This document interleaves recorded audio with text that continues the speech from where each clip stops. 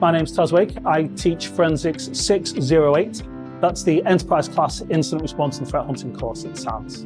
So 608 is a course designed for enterprise incident response. What we look at here is large-scale intrusions in large-scale organizations. This gives you an opportunity to deal with things that are a lot more realistic in day-to-day activities for small to medium to large enterprises.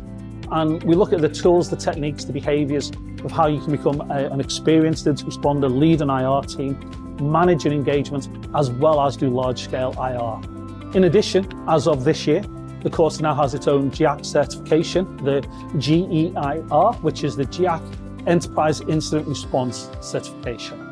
We cover a range of skills, a range of tactics that are required, and it's an opportunity for you to take the step really between being a very technical hands-on incident responder to possibly leading an IR engagement. Arrive prepared. This is an advanced SANS course. We do make some assumptions around what people will know.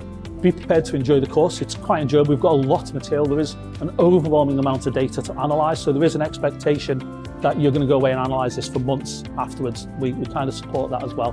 And then finally, take the exam. The GEIR exam is quite new to SANS. It's a new certificate that's out.